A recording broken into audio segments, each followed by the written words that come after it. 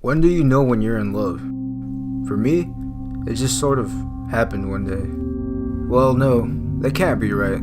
I guess I just noticed it one day. Noticed that this burning, yearning love had been laying dormant inside of my mind all this time, and I needed to lose Justin to know it. Ironic, right? At least I think that's what ironic means. I'm not very educated, so excuse me if I mess up a few words. I read a lot though.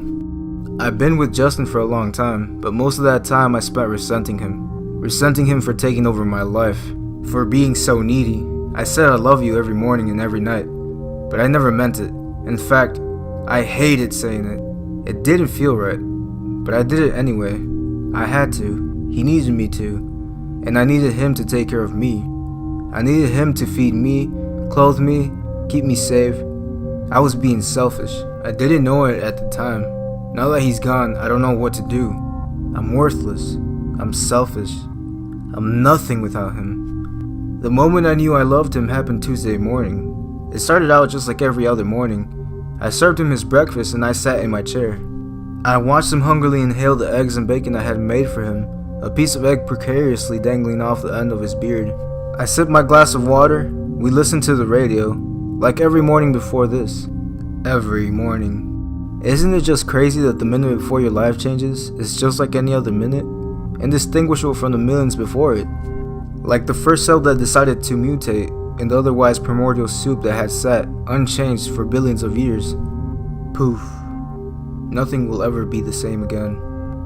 He pushed his plate away and leaned back on his chair, his callous hands resting on his belly. I used to hate that belly. It's funny to think of that now. He was humming along to a song on the radio. I don't know what it was. It was a nice song though. He looked down at the remainders on his plate. Want it? I nodded. It's yours. He pushed the plate towards me. I thanked him and gingerly chewed on this leftover toast. He watched me eat. I could still taste it. He always bought me the same brand, the cheap stuff, no name brand or whatever. I asked my mom to buy some for me this morning, but she didn't. Oh yeah, I'm living with my mom now, but more on that later. It's yours, he said. The last words he said to me. It's yours.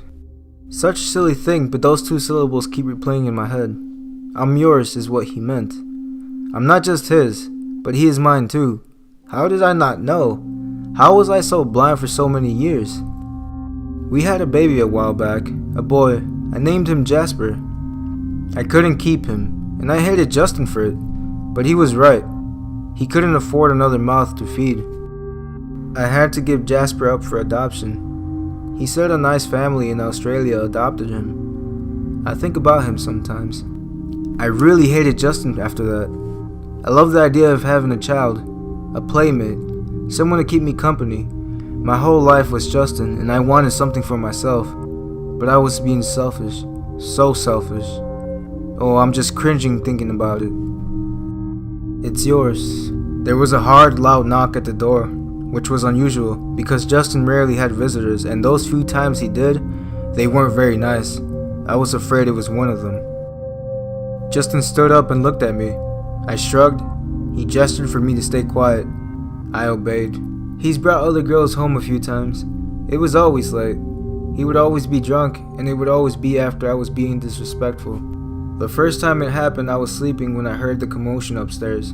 He had just gotten home. I heard his voice and then I heard another. A girl's voice. He had sex with her. I stayed quiet. I was jealous though. I was so jealous. And I remember being surprised that I was jealous. Yet, I still didn't figure out that I loved him. The next morning the girl was gone. He knew I heard it happen. How could I not? I heard it all the other times too. We never talked about it. Not once. There was another loud banging on the door, and I could vaguely hear a muffled yelling outside. I looked at Justin, confused. He got up from his chair quietly. He grabbed his shotgun from the counter behind him and walked towards the main hallway. I heard him take out his keys and unlock the door, and then, BAM! There was a huge crash and voices yelling, a struggle, and then gunshots. Not like the shots that came out of his rifle. I knew what those sounded like. Shots from a different kind of gun. I stood up from my chair to run to him, but the chains on my ankles kept me in place. I screamed out his name, but he didn't answer. He never will. He's gone. Poof. When the police came in, they kept telling me it was going to be okay. He's gone, they said. It's okay, they said. It's okay. I don't know how to respond. I didn't know how I felt. Am I okay? Is this what okay feels like? Maybe I'd forgotten. Who knows how many years it had been? Well, 13 actually. 13 years. That's what they tell me at least. So I guess that makes me 25? I thought I'd be older. Anyway, I'm living with my mother now. She's nice, I guess. She didn't recognize me at first because of my eye and my nose and my teeth, but she looked the same, just older. But it's hard because I don't really remember her as a mother. She keeps crying and touching me. I hate being touched. They told me they found Jasper in the garden, underneath the tomatoes and green beans I planted and cooked with, like Justin told me to do. But I'm not mad. Justin was right. Jasper was another mouth to feed, and he could hardly afford to feed me. Where would Jasper sleep? All I had was that mattress. And what about when he grew up? He would have to go to school. The people would have found us. They also found several other girls buried close to him. I think it was the girls he brought home those times. It was nice to hear that. It's like a parting gift from Justin. He would never do that to me, but he did it to them. Because he loved me. I have so many regrets. He kept me because he loved me. I knew he told me I was worthless and selfish and nothing without him, but I had to lose him to know it. I love you, Justin, and I always will.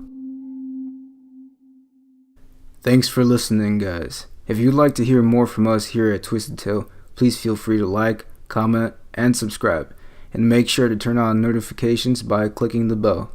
And welcome to the family.